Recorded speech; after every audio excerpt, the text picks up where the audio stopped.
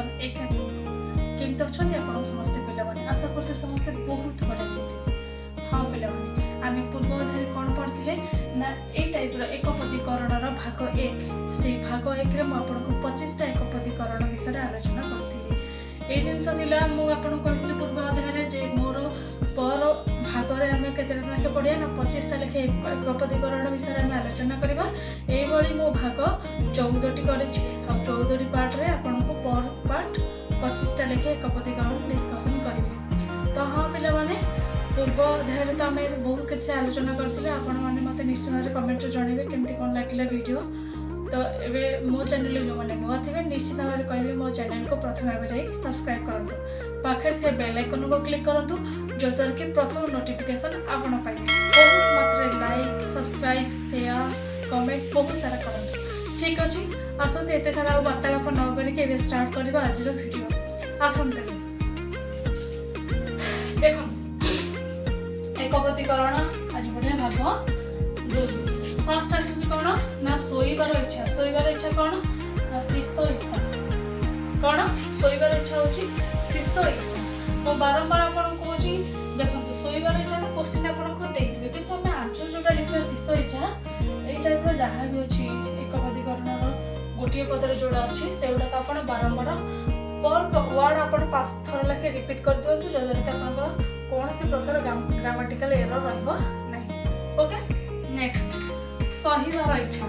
सहिबार इच्छा को कौन कहते ना तितिक्षा। साधना करिबार इच्छा।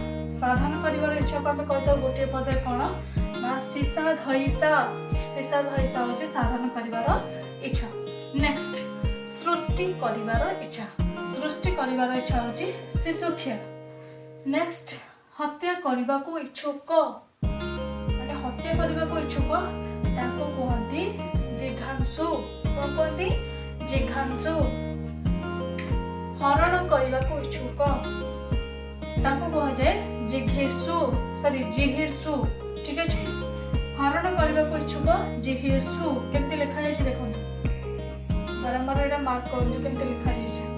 नेक्स्ट अतिथि को उपासक गोटे पदर कहले आतिथेय कौन आतिथेय।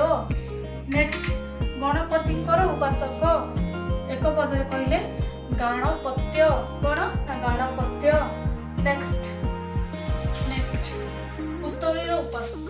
पुतलीर उपासक को आम कौन कही ना पौतलिक कौन कहती पौतलिक।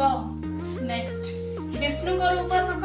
विष्णुकर उपासक को आम कही कि वैष्णव कौन कही वैष्णव।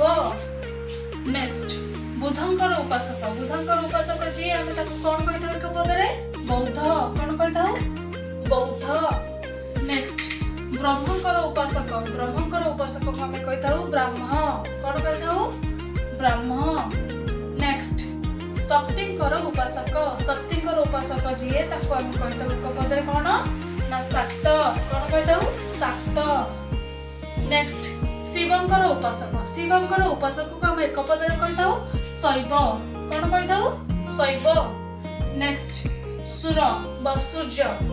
सूर्यंकर उपासक को आम कही सौर कौन कही सौर। नेक्स्ट स्त्री भक्त। स्त्री भक्त को आम कौन कही ना स्त्रैण कौन कही स्त्रैण। ठीक अच्छे नेक्स्ट नेक्स्ट अलंकार शास्त्र रे पंडित। अलंकार शास्त्र जे पंडित तांको आम एक पदरे कही आलंकारिक कौन कही ना आलंकारिक। नेक्स्ट इतिहास रे पंडित। इतिहास रे पंडित तांको आम कही ऐतिहासिक कौन कही ऐतिहासिक। नेक्स्ट तर्क शास्त्र रे पंडित तांको आम कही तार्किक कौन कही तार्किक। बारंबार कहूँ आपण जो एक पदर जो शब्द गुड़िक देती से गुड़ाक बारंबार आपण खाता रिपीट करूँ जद्वारा कि आप कौन प्रकार ग्रामाटिकल एरर रही। नेक्स्ट दर्शन शास्त्र रे पंडित तांको आम कही दार्शनिक कौन कही दार्शनिक। नेक्स्ट न्याय शास्त्र रे पंडित। न्याय शास्त्र जो मैंने पंडित तांको आम कही नैयायिक कौन कही नैयायिक। नेक्स्ट वेदांत शास्त्र रे पंडित तांको आम आइदर कही कौन ना वैदांतिक और आम कहीपर वेदांती दीटा भितर जोटा आंसर लिखले आप पाइबे ठीक आंसर पाइबे ठीक अच्छे ऑप्शन रे जोड़ा देखो कि आपनकर जदि फिल इन द ब्लैंक्स करतो आपण एई टाइप रो लिखि परिबा आइदर वैदांतिक लिखले चलिबो नले वेदांती मध्य लिखिले उत्तरटी सठिक रहबो ठीक अछि।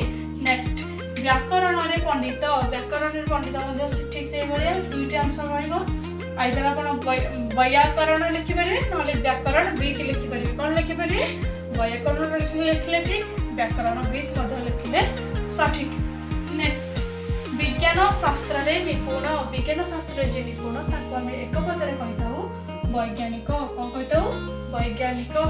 नेक्स्ट साहित्य शास्त्र रे पंडित ताको हम कहिताऊ साहित्यिक कोन कहिताऊ ना साहित्यिक। नेक्स्ट देखंतु पिला माने ए सब थिला आज भाग 2 रो 25 टा लक एकपतिकरण रो ब्रीफ डिस्कशन म आपन कहली ठीक अछि। तो ए जोड़ा दिया एकपतिकरण आपण पाखे न रखिक आप साग साथी भाई भौणी छोट पिला धरिक देखो तो स्टैंडर्ड 1 तो कहीं पारे स्टैंडर्ड 8 थ्रू हो जाऊँगी ना कौन ओडिया व्याकरण एग्जाम आसूची ठीक अच्छे। तो ओडिया व्याकरण निमित्त जो स्टार्ट रोचे अष्टम ठू धरिकी आपण माने जिते कॉम्पिटिटिव एग्जाम रे मध्ये आपण ए टाइप रो एकपतिकरण क्वेश्चन आंसर सम्मुखीन हेबे। तो आज यदि आम निजको स्ट्रंग करवा निहत भाई आम पाठपढ़ा मध्ये भल नंबर रहा सहित आम आगामी दिन जो सीटी बीडी एएस हो कि ओएसएस जेकोसी आम कॉम्पिटिटिव एग्जाम दबा तो निहती भाव में आम यहाँ जानी काल काल मन रद्वारा कि आम आगू आउ ये जिन को पढ़ा पड़ो जस्ट रिमाइंड करदे मन रही ठीक अच्छे। आप देखो अबिन जब आपको यूटिलाइज कर फ्यूचर में कम ओके। तो ये तो थिला सब आज वीडियो।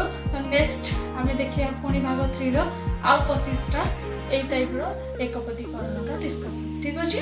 तो पुणी कह वीडियो शेष होगा पूर्व तो मो चैनल जो पिला माने नुआ थे निश्चित भाव प्रथम आग जाकि मो चैनल को सब्सक्राइब करूँ पाखे थे बेल आइकन को क्लिक करूँ जद्वारा कि प्रथम नोटिफिकेशन आपन पाइबे बहुत मात्रा लाइक शेयर कमेंट दिखाँ ठीक अच्छे।